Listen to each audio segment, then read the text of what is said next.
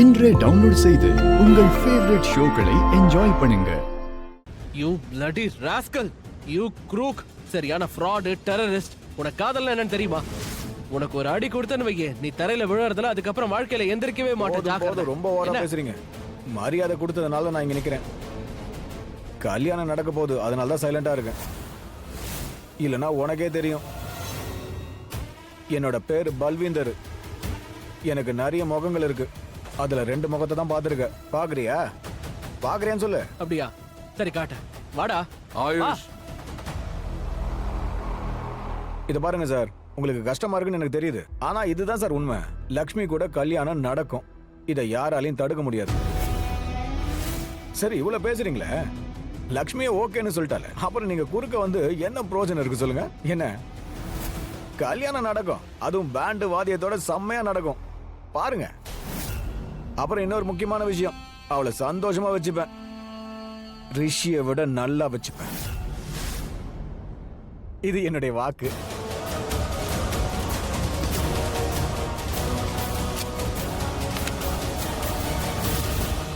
$5 கோடி தரேன். எழுதின 5 கோடிக்கு எவ்வளவு பூஜ்யம் உனக்கு தெரியுமா?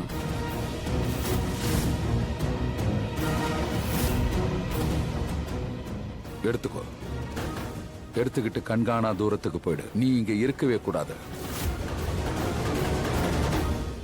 எடுத்துக்கோ. 5 கோடியா?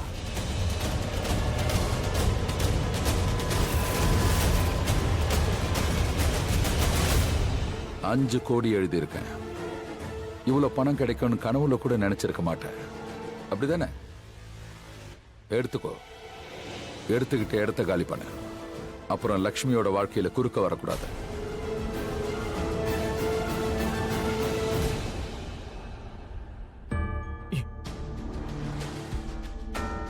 என் அம்மா மேல சத்தியமா சொல்றேன், என் வாழ்க்கையில 5 லட்சம் ரூபா கூட கிடைக்குமான்னு எனக்கு தெரியாது. ஆனா இங்க 5 கோடி ரூபாய் கொடுத்திருக்கீங்க.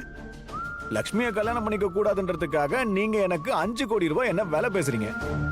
நீங்க கடவுள் சார். லக்ஷ்மியை கல்யாணம் பண்ணிக்க கூடாதுன்னு எனக்கு நீங்க 5 கோடி ரூபாய் கொடுத்திருக்கீங்க. உங்களுக்கு பெரிய மனசு சார். உண்மையிலே உங்களை எப்படி சார் பாராட்டுறது? அவ ரொம்ப கொடுத்து வச்சவ சார். உங்களை மாதிரி ஒரு குடும்பம் கிடைச்சிருக்கு. நானும் ரொம்ப கொடுத்து வச்சேன் சார்.